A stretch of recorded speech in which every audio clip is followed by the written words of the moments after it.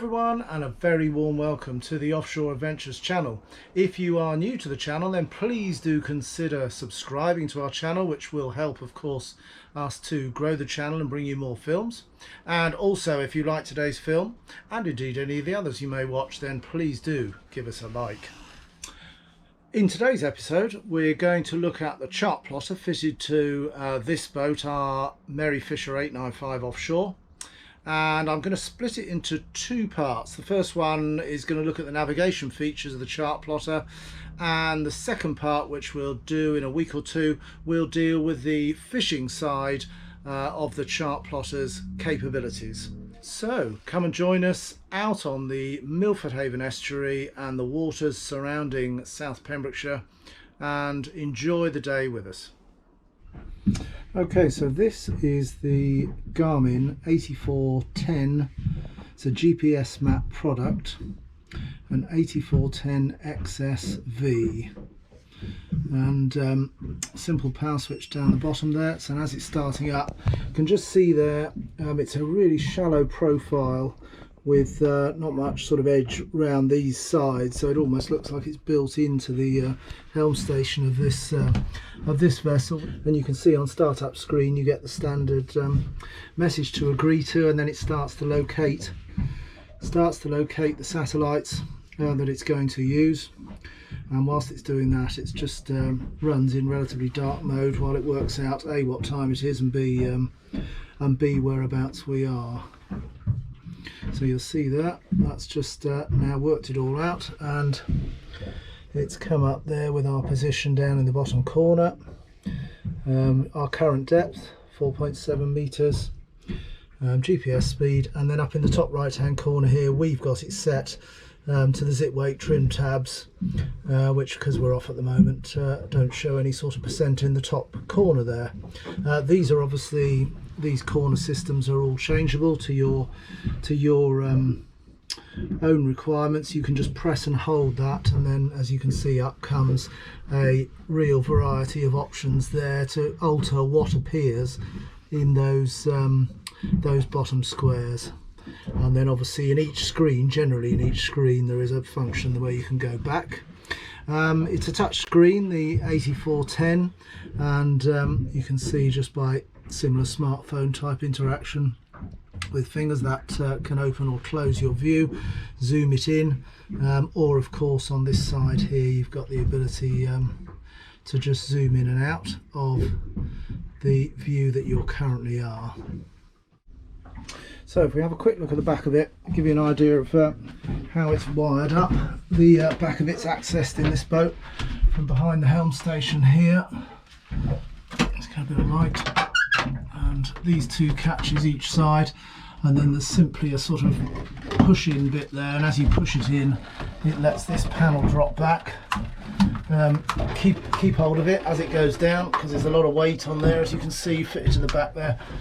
But then the 8410 in here, this little piece in here, just open that up, you can just about see, sorry the light's a bit dull, but in there is facility for two SD cards. And so to the standard base map that it comes with, you also have the ability then to add SD cards of your particular area.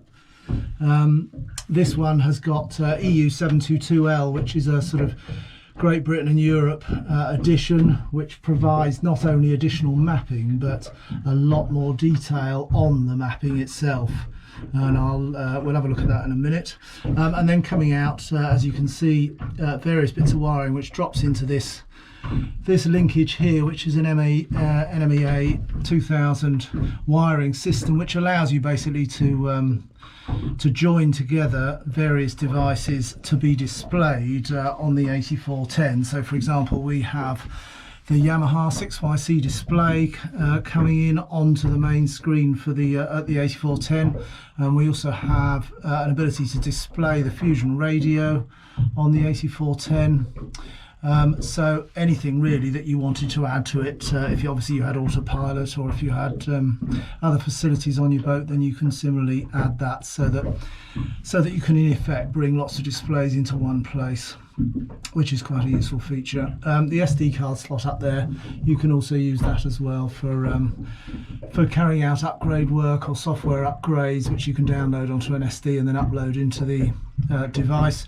Or indeed, this is Wi-Fi enabled, this device, so you can actually you can download software upgrades to your phone or iPad and then link to the Wi-Fi system that runs within this device, and this then allows you to transfer those upgrades, software upgrades, straight direct into the device without having to physically connect by wire. So that's the back of it, folks. And then from the home screen, you have down the bottom here, you have the settings function.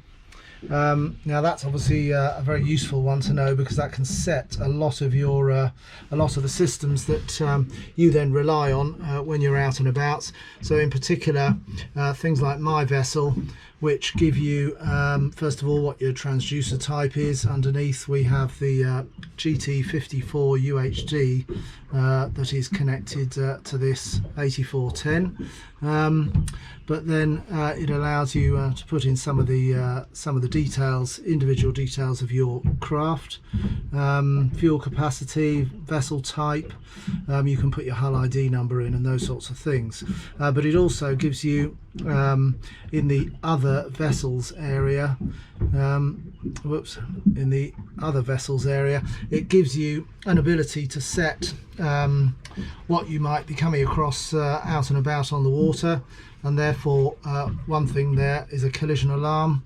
It allows you to set whether you have it on or off. The collision obviously relates to other vehicles that are electronically visible to this boat by their AIS signals that they emit, and you can also therefore define the range, how far you want the other boat to be before the system will beep and warn you that there is something in your path, and or how long it will take to actually get to that other object. It can obviously be other craft, or indeed it can be other marine features that you may be on a direct line with, and that's when you get to within 800 meters, that's when your audible alarms will start to go off. So that's one to know. When you first get the system, then a lot of the alarms are set to relatively close proximity, so you'll often get loads of alarms going off when you first switch it on. So you need to get into those settings to look for all the different types of alarms that you can alter from these other, remembering that we're in the other vessels section, and change those. You see here these last three, they all relate to whether this boat will pick up test signals. So if other people are testing their AIS alarms or their emergency systems or their personalized life jacket electronic systems for location finding, then they would show up there. You can obviously switch those off so you don't get test ones and only receive urgent transmissions with these two at the top that are on. So that's other vessels. It's obviously got the alarms function as well, so in there again another set of menus that you want to familiarize yourself with as soon as you get the system, because again there you also see that collision alarm comes up again. So but then sonar is obviously what the transducer's picking up, so it allows you to set your alarms.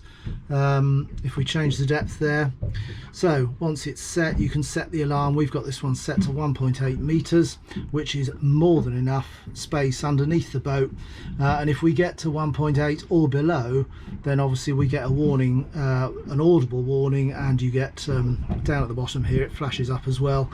Up pops an alarm which confirms the fact that you're entering shallow water. So you can put that one on. We can make sure that that is on, click done, and there we have it. So deep water, again exactly the same, but just obviously this time for warnings of when you're in very deep water, might be relevant to fishing, something like that.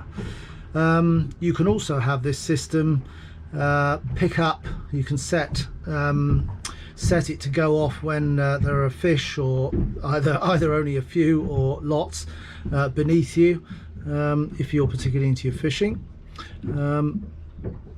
and then back to navigation as well. You've got an ability then to set your anchor drag, to set boundary alarms, and indeed for the system to let you know when you've arrived at your destination. But the anchor drag one is particularly good to get into and to understand how that works.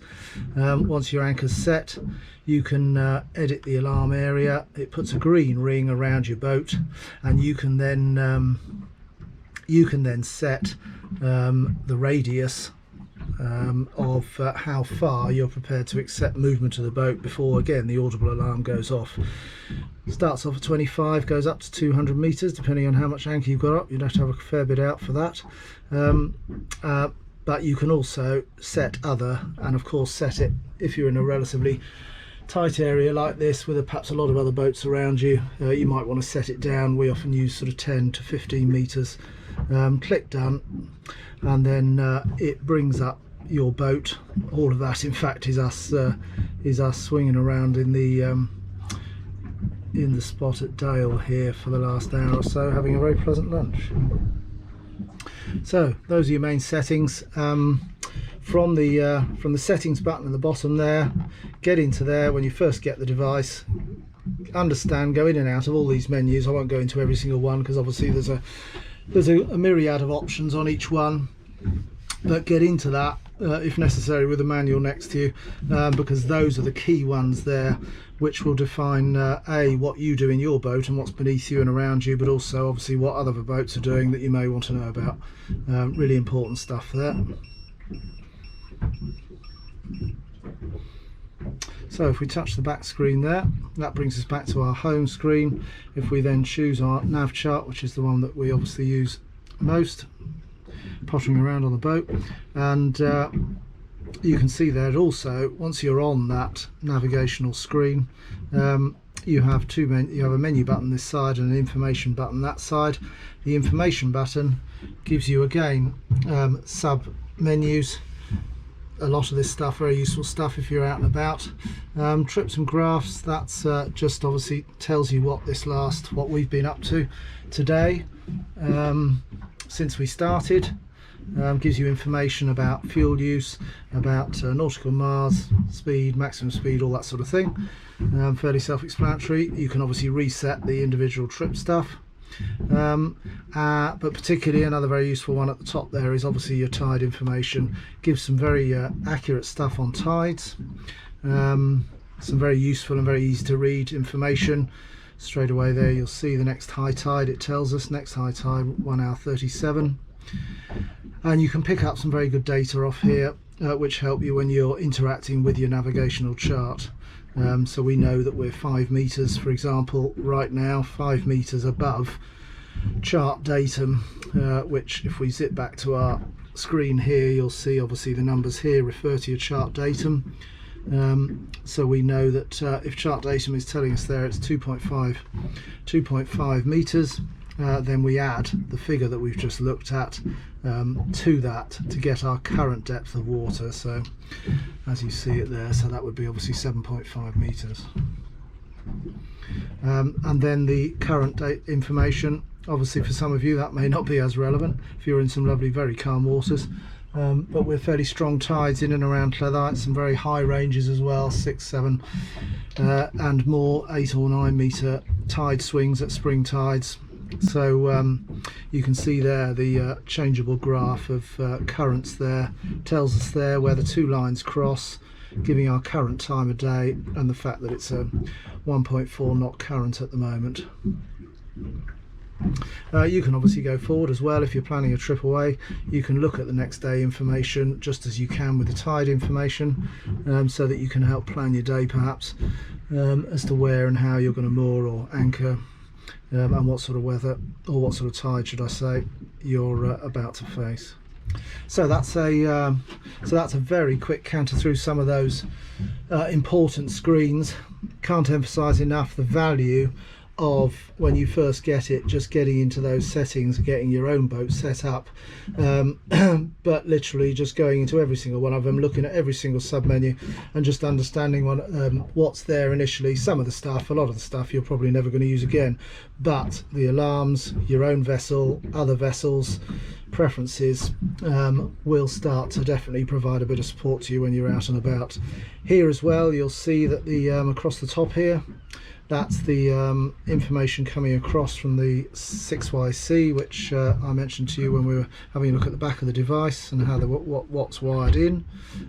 If you tap on the top left there, that brings up the information from the Yamaha engines. Obviously there's nothing coming through at the moment because we're ignition off, but we'll have another look at that once we get going.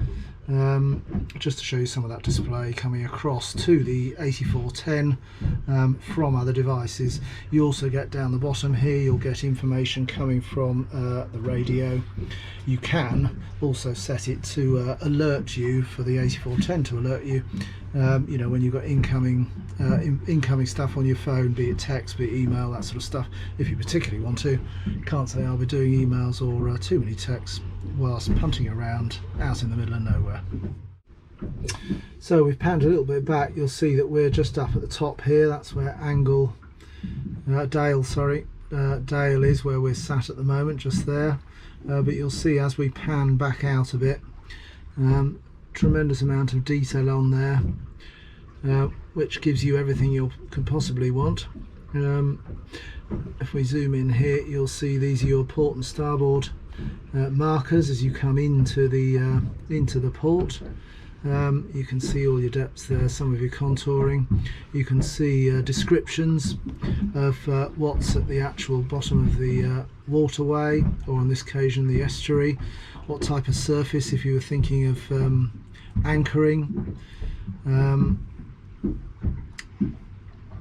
You can see there that you get your tidal information, tidal markers. So an absolute myriad of a stack of information that will help you navigate in some of the most challenging areas. So in terms of its sort of basic navigation principles, one of the things that we use a lot are the waypoints, which are down here at the bottom. You can either boat to somewhere, and when you get there you can save the position you're in as a waypoint. You can edit the name of it, otherwise it just gives it a consecutive number. You can edit the name so that it reminds you some of the many that you may have stored. As you can see, we've got a fair few in here of some of our favourite places. But it's then very easy, once you've got them set, to then just ask the system with the G3 mapping that we've got. You remember that EU 722 card? What that has and what it allows is auto guidance, not autopilot, but auto guidance. So in other words, it gives you a turn by turn, if you like, best route to get to your location. Doesn't take you there automatically, but does give you all the information that's relevant to your craft. So if you've set your minimum water depths, if you've set other information, minimum bridge heights perhaps, then it will navigate a route that takes you away from any of those dangers that you might have set up for your vessel. So hence I say very useful when you first get the device to make sure all your personal settings of your craft and other craft are entered in, because then you get the best routes out of the system. But then, for example, let's have a look at say Barrafundle, a beach just down the coast from us, a fabulous spot. You just touch that waypoint, one that we've previously set up, and then it's as simple as navigate to, ask it for auto guidance, and you can see there very quickly up comes your purple marked route, which is taking us around the best route for this boat. It's also giving you, if we hit down there, for example, start navigation, what we get straight away up the top here, we get an additional amount of information that comes up because we're in auto guidance, and what it tells us is that we're 14 nautical miles away. because we're not moving at all, it's not estimated an arrival time, but obviously that changes as you change speed. It tells you whether you're here, you can see whether you're off course, and indeed it says where we're sat here, it says I'm left. It doesn't give port and starboard, it says left or right, so it says I'm left by 5.7 meters of the intended start point of the course. That's because we're swinging around on this mooring buoy that we're on at Dale. So really useful information that comes up. You can obviously zoom in, and we can see there this bit as well. You can see this dotted line actually is highlighting that we're in shallow water there, because obviously, as you'll remember, one of our main settings is at 1.8 for the depth of the boat. So you can see here the chart datum is 1.2, hence this dotted pink blue striped line, rather than just a straightforward pink line, shows that we're in a potential area of danger, and you can review that on the information or on the mapping that it gives you. Obviously we know though that we're about 5 meters above chart datum, so we're actually not in 1.2, we're in about 6.7, something like that, meters of water. So if we zoom back out again, and you'll see that gives us the route. We can slide, you can pan across, obviously very like you do on sat navs or on your phone, similar things like that. Pan across, giving our route all the way through, and into Barrafundle there, where, let's just move it across here. You'll see we've got marked the there is a visitor mooring buoy in Barrafundle. Or indeed it's great to anchor there.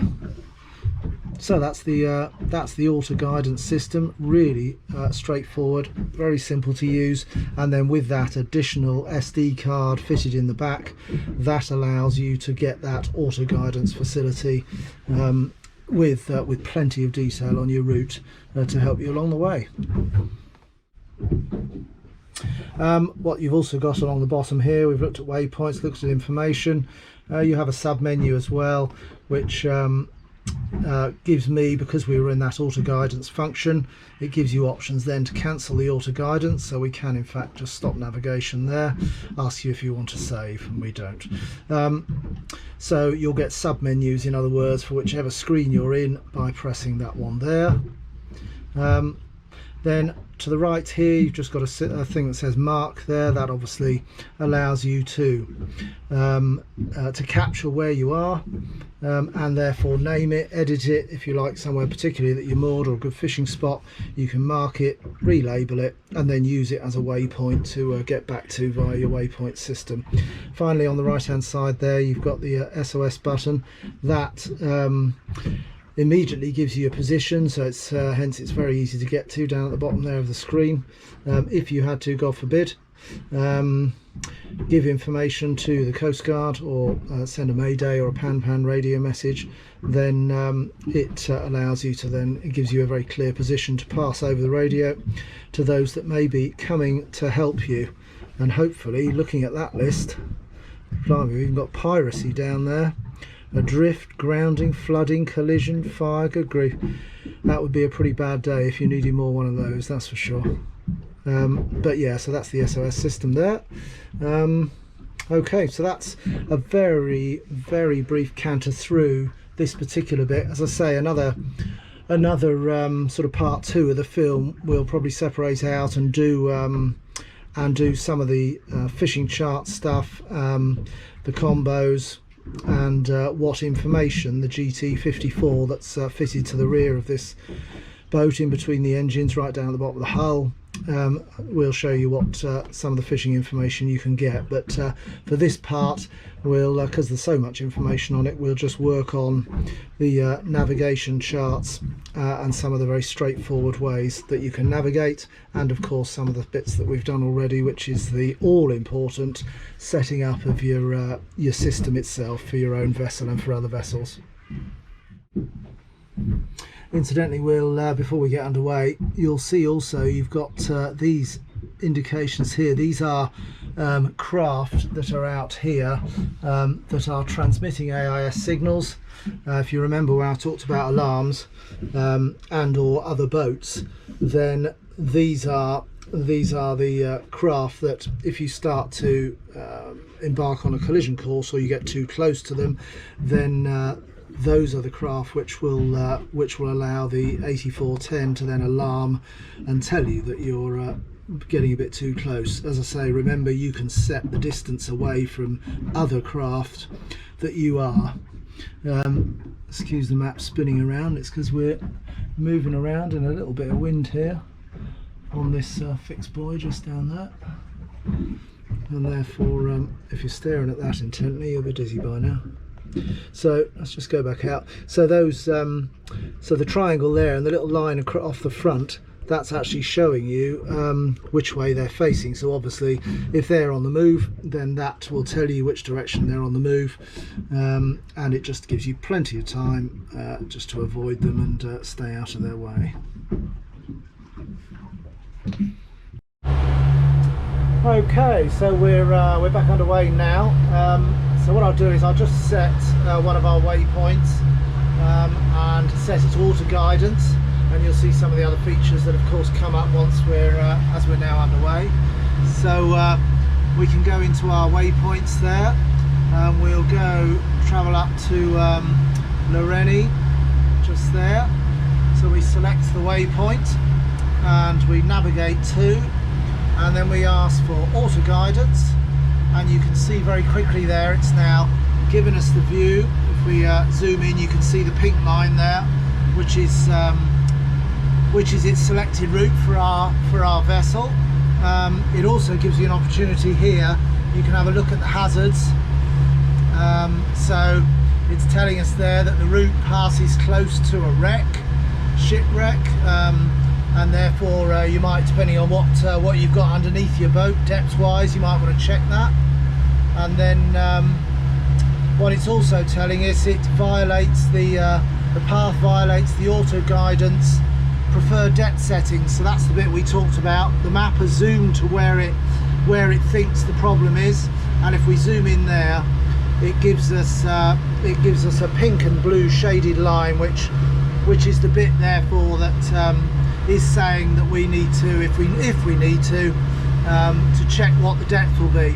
We obviously know that we're coming up to high tide now, so the depths up here are absolutely fine with 3 meters, but you can obviously set those, as we discussed earlier, you can set those hazards dependent on what settings you've used for your own boat. It's giving you an overview there of the map and where we are and where we're heading. So once you get the option to adjust it if you want to, or of course you can just go back, start navigation, and now you can see straight away it zooms in and tells us here where our navigation line is. And what you're seeing there, the little arrow, it's telling you that as you'll see up here, that from its chosen path for us, that we're 140 meters to the left of our course, and it's giving us an arrow to suggest that if we wanted to follow the pink line exactly, then obviously we would navigate obviously to starboard.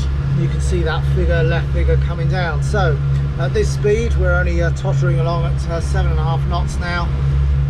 It's 9.6 miles, and it'll get us there at 17:45, and it's about 4:30 now. So that obviously would be a steady potter down.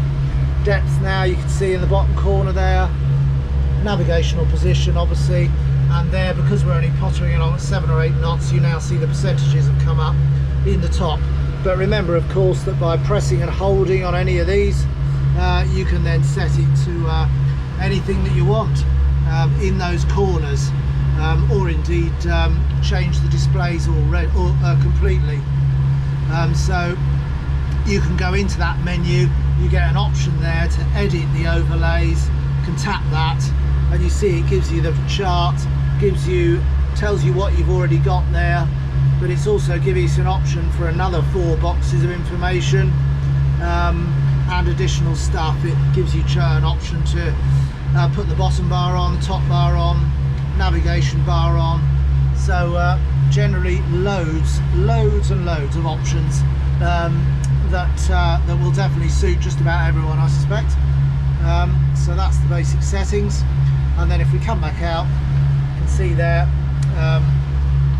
that it's telling us we're just slightly left of the course that it's chosen for us. And if we pan back out, remember you can either zoom in or zoom out with fingers, or on the plus and minus sides. Then you can see some of that detail there. With the G3 as well, you get these symbols here, these little camera symbols there, which show you or give you more information, and indeed photographs. So there you go. So you can tap on the photo and that tells you what's coming up. And you'll just see, if I pan around there, you'll see there's the Stack Rock Fort just over there. As we're coming into travelling east along the Cleddau Estuary, back towards the general direction of Neyland, but also of course past Neyland and onto Loreni, which we set as our auto guidance route. Ah, young Nicky!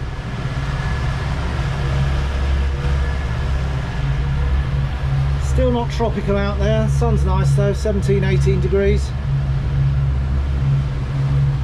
Gradually, we're only in June, so hopefully some warmer stuff to come. So yeah, let's come back out of the photo. So that's how those symbols work. That there, you see a radio report point. That's for the bigger ships coming in and out of here. See some of these terminals here. This one on the left here is a liquid natural gas terminal, LNG terminal. But obviously passenger ferries, tankers, God knows what comes in and out. Some very big vessels coming out of here. So of course some of the information on the chart here is more relevant to those larger vessels. Here of course, again, now that we're underway, you'll get a bit more information from the 6YC, which is the Yamaha control just there. Just brings the information across to the sorry about the light there, brings the information across to the 8410, and again, unsurprisingly, you can choose what information is displayed. Fuel tanks up here as well. You can press and hold and you get a graphical representation of percentage left in your fuel tanks.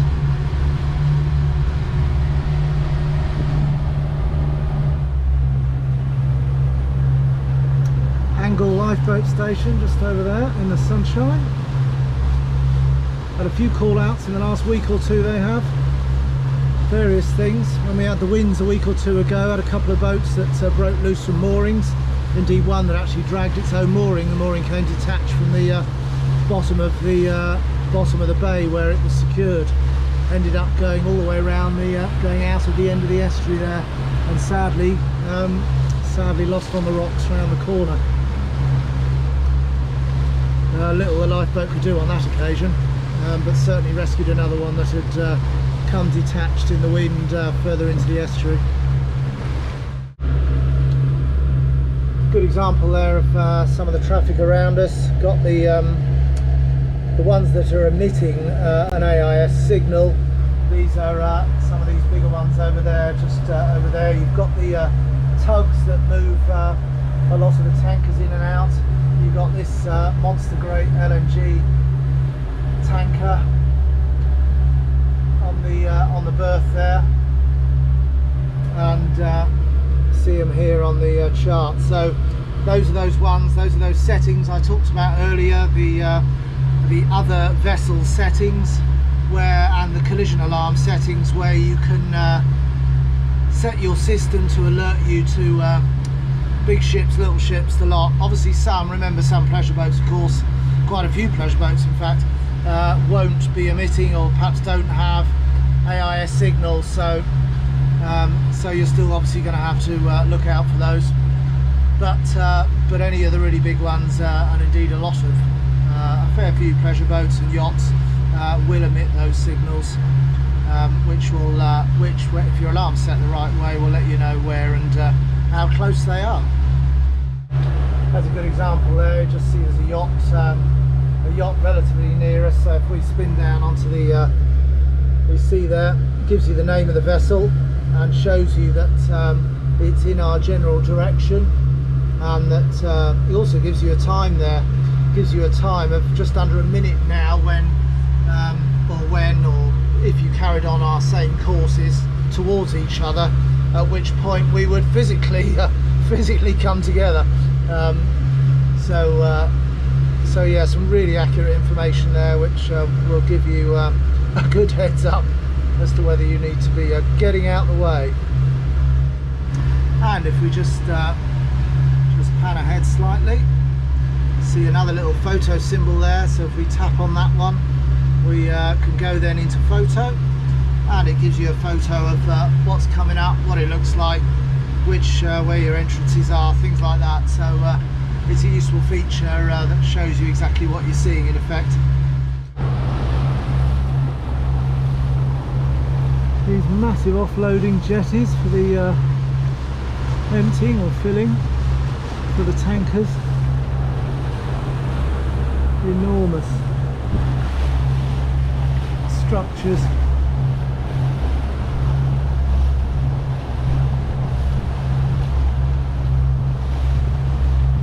Certainly dwarfing our little 895. I think we'd have a job mooring up on those. I think the mooring cleats will be a bit big on those.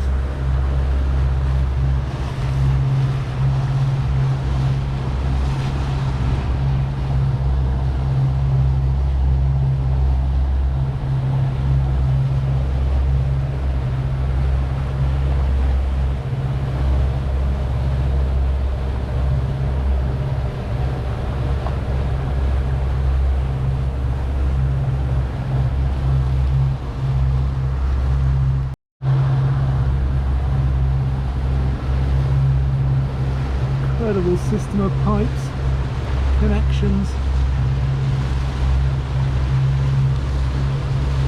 Get all the cargo back to shore,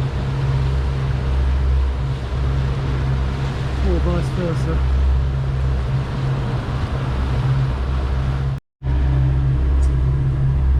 And what you can also do is, when you get a warning like that, you can tap on the actual icon, the AIS icon that tells us that's the Navigator Taurus. And then of course, if I swing around here, there is the Navigator Taurus. So it could obviously be a little yacht that's providing the mark here, or it could be the Navigator Taurus, which is slightly bigger, and you can actually review then what that is by hitting the review button up there, and it tells you it's an AIS vessel. You can tap on that, and it obviously tells you that it's not a very good thing to be colliding with, as it's rather big. 160 meters long, 26 wide. So plenty of information. And incidentally, just missed it there, you can obviously call the vessel as well. So perhaps if it was a smaller one, or you wanted to make contact with them, then that's a way to do it. So absolutely stacks of information, menu upon sub menu. Incidentally, if you want to find out any more about the trim tab display there, that obviously comes from the zip wakes that are fitted to our 895, and that's just the subject of a separate film. So have a look on our channel, and you'll find some more detail and more information about the zip wakes and their use.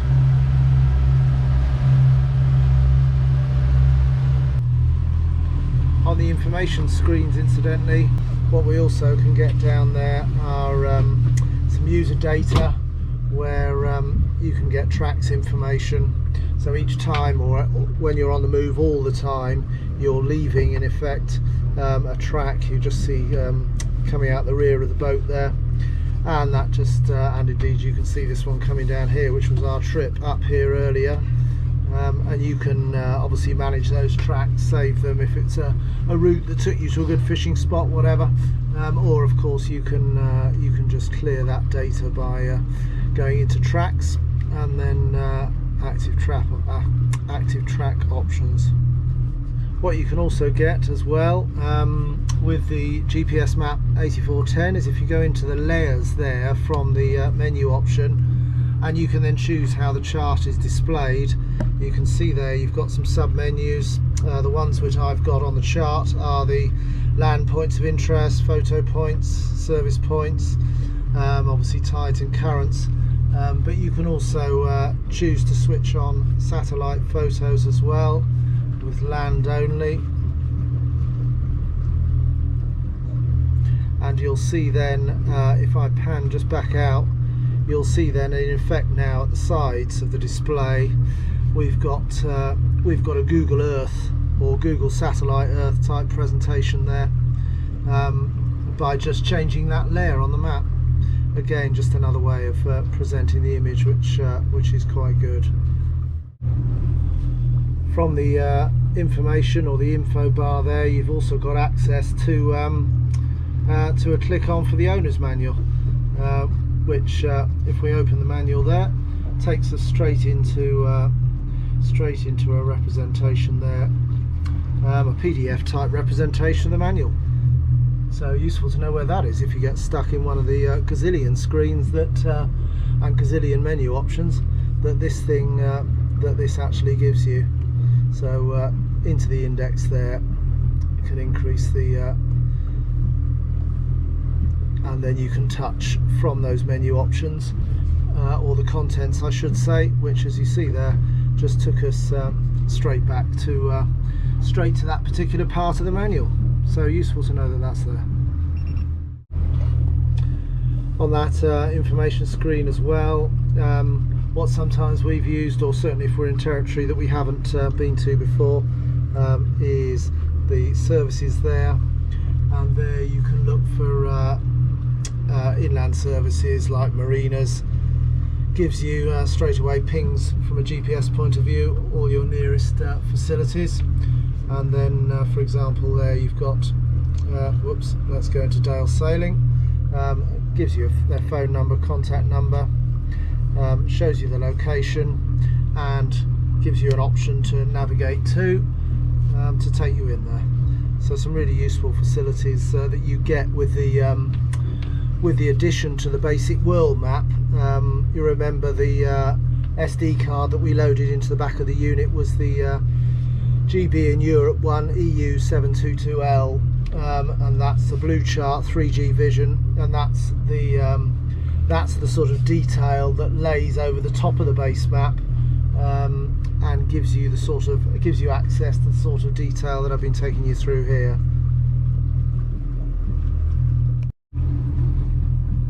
So I hope that's given you a quick canter through some of the basics of the Garmin.